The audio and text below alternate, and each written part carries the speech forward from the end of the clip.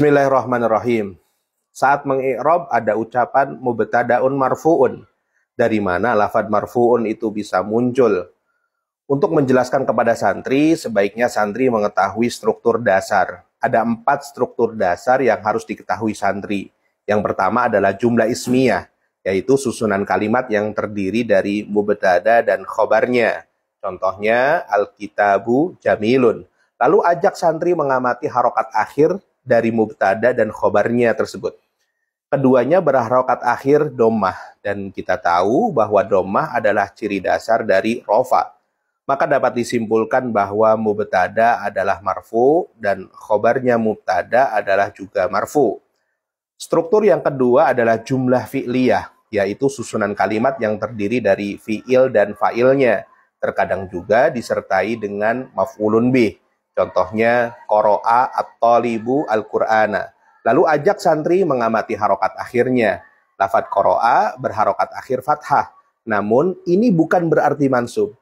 Jelaskan sekilas bahwa qara'a adalah sebagai fi'il madhi dan bentuknya adalah mabni.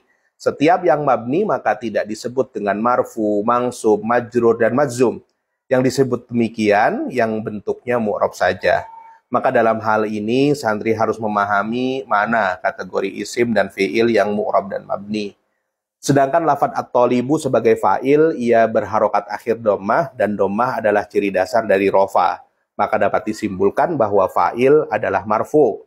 Sedangkan lafadz al-Qur'ana sebagai maf'ulun bih, ia berharokat akhir fathah. Dan fathah adalah ciri dasar dari nasab. Maka dapat disimpulkan bahwa maf'ulun bih adalah mansub. Struktur yang ketiga adalah huruf jar dan isim majrur. Contohnya min madrasatin. Kata min adalah huruf jar dan setiap huruf itu mabni. Karena mabni maka tidak kita sebut ia marfu, mansub, majrur, dan majzum. Sedangkan madrasatin setelah huruf jar ini disebut dengan isim majrur. Ingat, setelah huruf jar pasti isim. Tidak mungkin fi'il terletak setelah huruf jar. Isim majrur ini, ia berharokat akhir kasroh, madrasatin. Dan kasroh adalah ciri dasar dari jar. Maka dapat disimpulkan bahwa isim majrur adalah majrur. Struktur yang keempat adalah idhofah atau mudhof ilaih, yaitu susunan dua isim atau lebih yang mengandung satu makna. Contoh, babun ditambah faslun menjadi babul fasli. Pintu ditambah kelas menjadi pintunya kelas. Artinya menjadi satu makna. Isim yang pertama disebut mudhof, sedangkan isim selanjutnya disebut dengan mudhofun ilaih. Mudhof ilaih ini, al-fasli, ia berharokat akhir kasroh, dan kasroh adalah ciri dasar dari jar. Maka dapat disimpulkan bahwa mudhofun ilaih adalah majrur.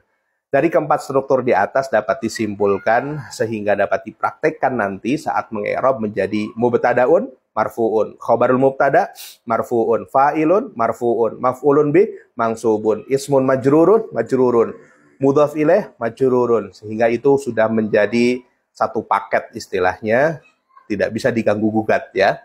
Kemudian untuk lebih lengkapnya tentu bisa dipelajari di buku Al-Fahmu jilid 1. Semoga bermanfaat. Assalamualaikum warahmatullahi wabarakatuh.